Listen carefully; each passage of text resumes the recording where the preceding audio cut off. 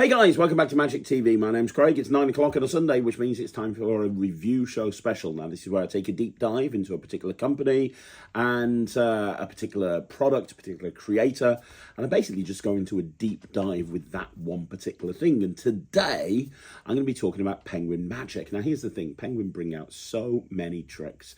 It's almost impossible to keep track of all of them. So I try to do review shows on Penguin a little, maybe once every couple of months, because that way I can kind of keep up to date with a lot of the things they bring out. And this is another one, so I'm going to be looking at 3 Penguin products this week. 3 Penguin products. I've got my list here. One of them, I'll be honest with you, is not a newer item. One of them has been around for a couple of years, but it's new to me. I've never seen it before, and I was requested by a couple of people to review it. I don't know if Penguin have re-promoted it recently.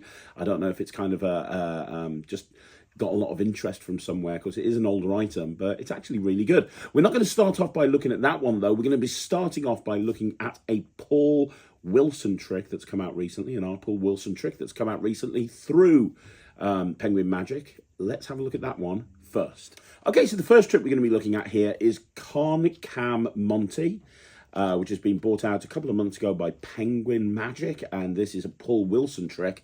Now, this has been out before, many years ago. It's not been available for a long time, and as well as this, a lot of Paul Wilson routines have been kind of brought up to date and have been bought out by Penguin Magic, and this is the latest one. Now, what you get here is you get 4 cards, one of which is specially printed.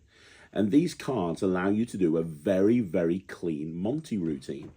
I'd not really seen Cam Monte before. I'd heard of it, but I don't think I'd ever seen it.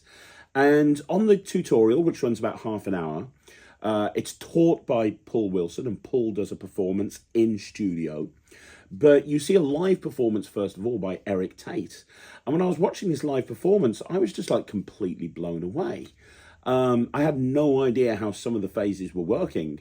And then I saw Paul do it in the actual studio. And again, I was absolutely blown away.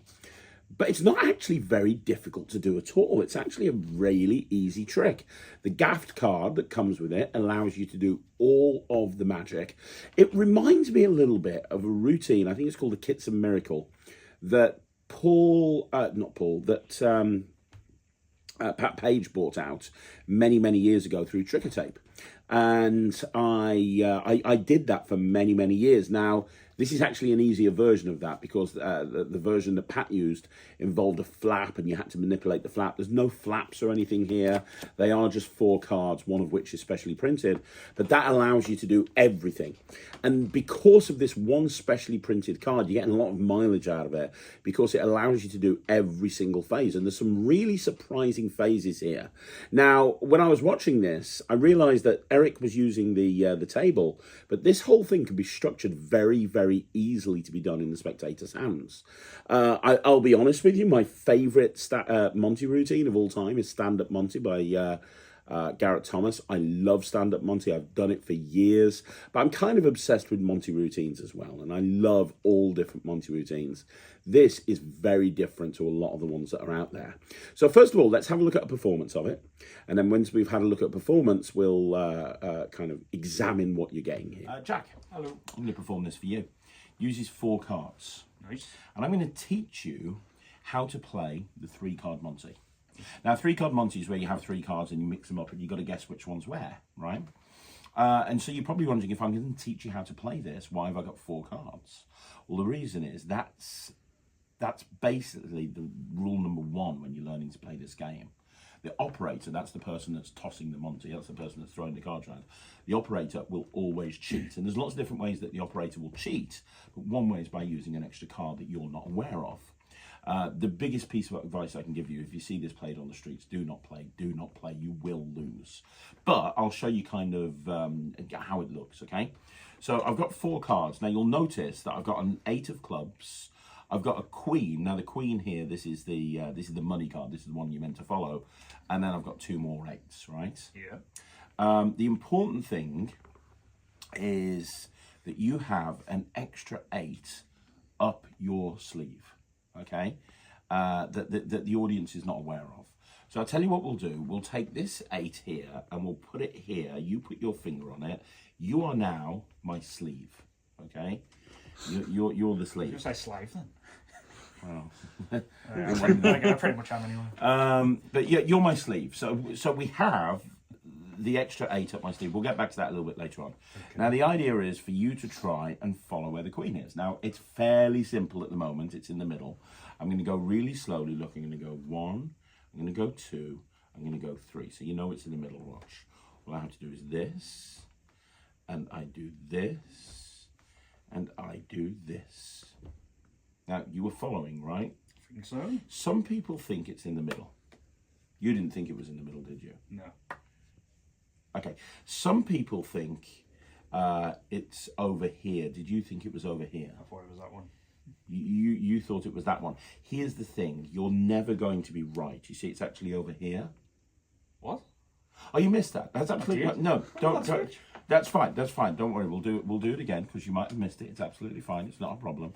Let me do it again for you. Okay, I'll make it easier to follow.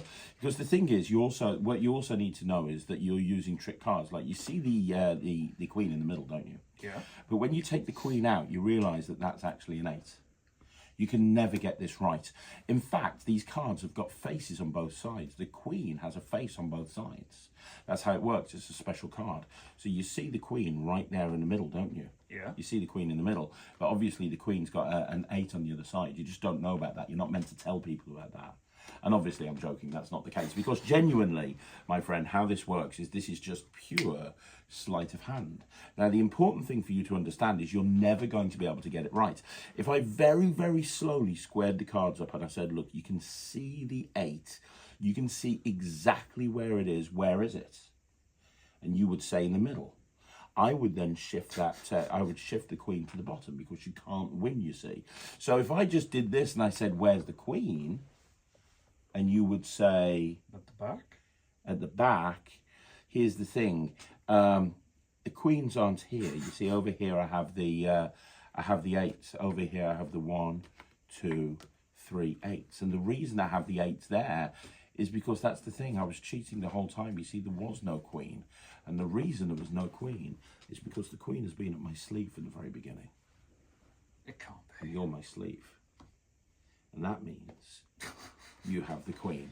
And that is why you should never play 3-card Monte with a stranger. So like I say, you saw me using the table in that performance, but you don't need to. It can be done completely in the spectator's hands. Now, what I love about this is it is so clean in terms of the displays. And that's one of the things I really like about it. You know, you bring the cards out, you openly show that there's 4 cards, you count through them, they see all of the fronts and all of the backs of all of the cards. But as soon as you're in this position, you're done. I also love the fact that it feels like you're going full circle in that you're showing people that card that they're going to hold on to from the very, very beginning. And yet, even though they're holding on to that card from the very, very beginning, the kicker ending is that the queen is going to transpose underneath their finger. Really, really, really smart. Now, none of this is very easy to do. None of this is very difficult to do. The moves are actually all relatively easy. And Paul Wilson teaches it brilliantly. There's some great sequences. This sequence here where you show that it's in the middle and you take it out and it's the 8 and then you put it back in the middle and now you've got the queen again and then you do this and now I just love that. I just think it is so super visual. I really do. And the nice thing about it is it immediately resets. So at the end of the routine, the cards aren't completely examinable. There is one gimmicked card. You could, if you wanted to, come up with a few different ways of actually setting it up so that the cards could be examined. But to be honest with you, the card that you want to look at is the one that their finger's been on the whole time, because that is the card that they kind of think, well, hang on a minute, that's not possible. How did that get underneath my finger? And then I'll show you the reset. This is the reset, and you can do this right in front of the spectator. I'm reset, and I'm ready to go again. So from a commercial point of view, this is super commercial. Easy to do. Lots of very visual moments that you don't see coming. Just 4 cards. You can put them in your pocket. When you bring them back out, you're ready to go again. You don't need a table, although if there is a table, that's great, but you don't need a table. There's nothing to not like about this routine, to be perfectly honest. Everything is well thought out. Everything is, as you would expect from Paul Wilson, let's be honest, as you would expect. So the question then becomes, are you going to do this? And honestly, I think I am going to do this. This has jumped to about 3rd place in my favourite Monte routines of all time with gimmicked cards. My first is still always going to be Stand-Up Monte. My second is Corner of Piccadilly by Paul Gordon. But this is definitely probably hit 3rd place and jumped over every other Monte routine I've owned or do own or I have performed and I will perform. I think this is great. This is definitely something that I could see myself doing. It's got very much a Greg Wilson style feel to it, and also you can perform it in so many different ways. You watch Eric perform it. The performance Eric does is very different to the performance that you see Paul do in the studio. It's very different to the way that I performed it. It allows you to stamp your own personality onto this, and I very much like that. So yeah, I mean, you've seen it. You've seen what the trick is. It's not difficult to do. If you want to have a really cool Monte, and Montes are great for real people. Real people love Monte routines because it feels like you're pulling the curtain back to a secret world that they don't know anything about. And that's one of the reasons I love Monte routines so much. So yeah, I'm going to give this 98%. I think it's brilliant. It's definitely going into my act. You can get it from Penguin Magic. Okay, so next up, we're going to be looking at Electric Sensation by Neil Jouve. Now, Electric Sensation is the one I was talking about earlier in the introduction. This is not a new item. This is something that's been around a couple of years, and I don't know if it's been re-promoted by Penguin Magic, or I don't know if people have been talking about it on some internet forum somewhere, but I've had a couple of people ask me to review this, and honestly, I've never even heard of this before. And there's a chance that you haven't heard of it before. So let me explain to you what Electric Sensation is. Electric Sensation is one single gimmicked card. You put that single gimmick card into your deck.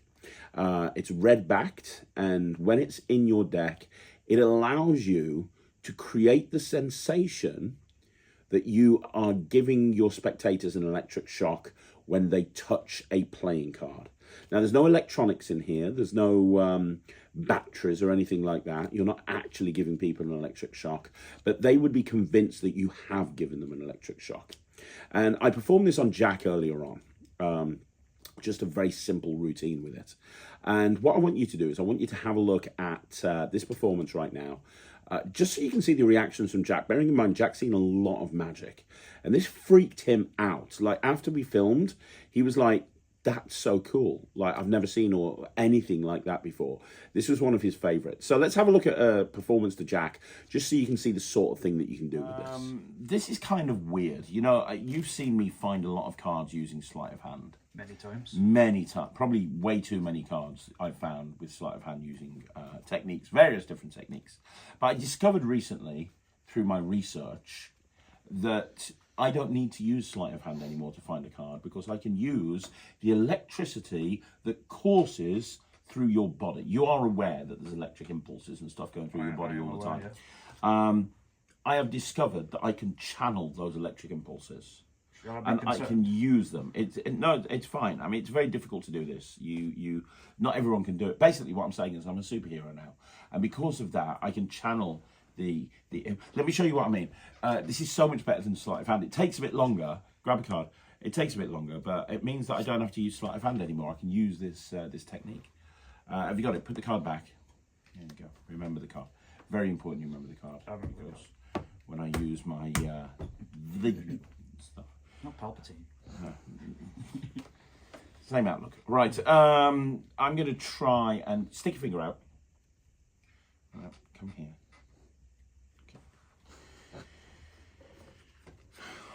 Weirdo. Watch. Did you feel anything other than me touching your finger? No. Okay, your card was not the 2 of spades, was it? It was not. There you go.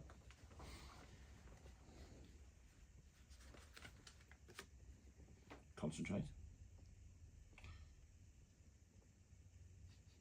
Did you feel anything other than the... No. Your card's not the Queen of Clubs, is it? It's not the Queen of Clubs. I should point out this takes a bit longer than sleight of hand, but it's way cooler. Yeah, I noticed. But it does take a little bit longer. You liking this, Michael? It's something different for sure. Yeah, get this. Here we go. Did you feel anything? No, You can't start the Ace of Hearts. it's Is it? not. I mean, this is a miracle, don't you think, at this point? What are you putting it? No, this is great. Concentrate. Okay, are you concentrating? Yeah. Concentrate really hard. Ah, you fuck! What? What the fuck was that? I did that. What? I just touched. Did you feel something other than me touching your finger? Did my reaction not give it away? Oh, you did. What was that? Well, it was the electricity in your body. What was the name of your card? Oh yeah, that worked. What the fuck just happened? Well, it wasn't me. I mean, Of course it was you. No, the electricity in your body reacted to the card that you picked. That's not possible. It just happened. It's basic science. That's not possible. It just happened. It literally just happened. Jesus Christ. Okay, so that's what electric sensation is. That's what it does. You can take a card and on command, you can touch it against someone's finger and you can make it feel to their point of view like they've just had an electric shock. And in the routine I did there, it was a very simple routine where I just had the electric sensation gimmick in the deck. I controlled the card to the top of the deck. And at some point, I just did the move and switched it for their card when they were reacting. Is that not the hardest trick in the world to do? But, you know, the tutorial for this is done by Nick Locapo, who I've said over and over again is one of the best teachers of magic in the world as far as I'm concerned. And Nick makes a point at the beginning of this tutorial, which is very true, which is this is a little bit like a utility device. Yes, there are certain tricks that lend themselves to the use of this, but it's a utility device. It's something that you can have in a deck of cards. It will not interfere with the deck. It's a single card gimmick. You can have it in the deck, and because of how it's made, you can cut to it immediately, or if you spread through the deck, you'll be able to feel it immediately. So if you're wanting to do something like spread and show the cards face up, you could cut the card to the top of the deck before you did that, no problem. It looks like a double back card in there for a few different reasons, but you can keep track of it, and therefore you can have it in play when you need it, and when you don't want it, have it out of play. But it can be in the deck at any point while you're doing your 15 phase ambitious card routine or whatever you want to do, and anytime you want to go into this, you can do. And there's a few different routines that Nick suggests, and there's a few live performances of routines that Nick suggests. You then have Nick Poper, who used to work for Penguin Magic, and Nick is on the tutorial as well. And he's doing some live performances of his handling of it. He teaches you how to make a really cool bending card, and there's a routine that involves the electric sensation gimmick as well as a bending card. The tutorial runs about an hour with lots of live performances and lots of routines, and you do get a lot of different ways of using this, but honestly I think that the best use of this is coming up with your own routine. Now it might be that you want to have an electric, you want to have it feel like you're giving someone an electric shock, and then the card changes, a little bit like what I did. It could be something else. There's a million different ways of using this, and you'll come up with your own way of using it. I used to do electric touch, your Yeagle Masika, which was a really expensive sort of gimmick device that allowed you to, again, create the illusion of giving someone an electric touch, but this was sort of an electronic device. And this, I think, has a better impact on the spectator that you're performing to than the original electric touch. Now, one thing that I would say is this is really a one-on-one trick. You can present it to a big group, absolutely, but it's only going to be the one person that gets that sensation. It's not like you can do it again and again and again to everybody in the audience, because they'll be watching for the moment where the touch happens, and it would probably telegraph what's going on if you did it over and over again. So this is kind of a one-on-one thing. This would be perfect for like intimate close-up magic, one-on-one. But I mean, you could do it to one person and have their reaction play off the rest of the audience. Absolutely. It's a very simple gimmick. When you get the trick and you open it up and you look inside and you look at what the prop is, you're going to be like, what am I looking at here? What is this? Why have I got this? What does this make sense? Do me a favor. I thought that And then I watched the tutorial. And as I watched the tutorial, I kind of got a little bit more excited about this and I got a little bit more interested. And I've got to the point now where I think that this is definitely going to go into my act. I'm definitely going to do this. I think it's really cool. And I recommend it to everybody. I think it's different. I think it's unique. It's definitely flown under people's radars. And I'm not too sure why, because it's really, really good. So there you go. It's called Electric Sensation. It's by Neil Jouve. I'm going to give it 90%. I'm definitely throwing one of these in my deck. I'm going to throw one under the cellophane of my card case so that I can get it into my deck anytime I want to. And I can see myself having fun with this. Like Nick said, like I said earlier on, it's a utility device. It's up to you as to how you use it. So there you go, 90%. Well done, Neil. Let's have a look at the final review today. So the final review we're going to be looking at today is Gumbo by Nicholas Lawrence. Now, Nicholas has had a lot of stuff come out recently through a lot of different companies. You're seeing stuff come out, routines and tricks come out from Nicholas Lawrence all over the place. And Nicholas has always been one of the most prolific creators of magic in the industry and is held in very high esteem for good reason. A lot of his stuff is well thought out and very, very clever.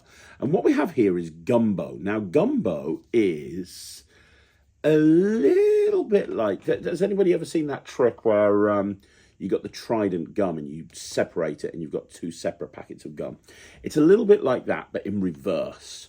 So what you have here is you have a gimmick that allows you to change a pack of gum 5 times, or actually 6 times if you go for the suggestion that's kind of suggested in the tutorial to this. But I got Ryland to perform this. This is not my style of magic, I'll tell you right now, but it is Ryland's style. So I got Ryland to perform this on Instagram. I'm going to show you the performance video of this now, and then we'll bring it into the studio and I'll go through the pros and cons, because there are a couple of cons you need to be aware of, but there's some pretty big pros as well. So let's have a look at that. Okay, so I've got my dad behind the camera. Hello. And him and me both agree that he has very bad breath. No, I haven't. But you do. We don't agree with that. That's not something that we agreed on. Never. We never agreed on Yeah, that. but it's the truth. No, it's not the truth. My breath is lovely. No, it's fine. It smells like roses. No, it's fine. We can sort it out. You've never smelt roses in your life. My breath is fine. Look, would you like a juicy fruit to sauce? No, I don't want a juicy fruit. That's fine. You can have a big red instead. I don't want a big red. I don't even like big red. No. That's fine. No. That's fine. You can have a double mint. How are you doing this? No juicy fruit, no big red, no double. I don't need double mints. You can have a winter fresh. I don't want a winter fresh. Fine. I'm sure you will. I don't even know if you tried these, but do you want a Trident? I don't need a Trident. Right, fine. If you don't want a mint, go brush your teeth. Who are you? I'm your dad. So that is Gumbo, and that's an example of how you can use it. Now, on the tutorial, so on the tutorial, they go through a couple of different ways of actually using Gumbo. So, and a couple of different ways of doing the change. So you can do the change by rubbing like Ryland did. You can shake it like that. You can flick it. There's a few different techniques that they actually go through. Now, Ryland's hands are too small for the big finale. But the way that Nick does it on the tutorial is he does exactly the same thing as Ryland, but when he's got the final change, he then comes over and rubs with his hands, and he gets a massive orbit style final load, which you can then give out to the audience, and you can let them have a look at that, and you steal the gimmick away, which is a really nice way of doing it. And yeah, I mean, what you've just seen is it. That's the trick. It's quick, it's visual, and it's great for social media. The sort of video that Ryland just did with this, that is where its strength lies. I tell you this because I think this is kind of impractical for most close-up situations. And the reason I'm telling you this is, imagine this is the stick of gum. And I'm holding it here, and I rub it and I change it.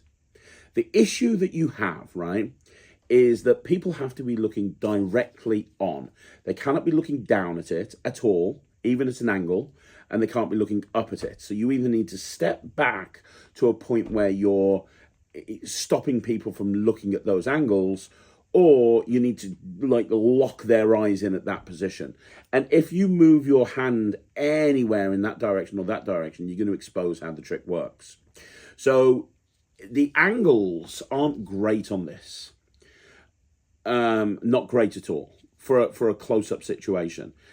And again, you know, let's say you'd probably be better off at a table, because if you're performing to a table of people, like in a restaurant, you can kind of have them all at the same level and you can fix this on their eyes. But again, if they move slightly to try and see what's going on, you're immediately going to be busted, right? So from an angles point of view, I don't think this is the most practical trick to do in the real world.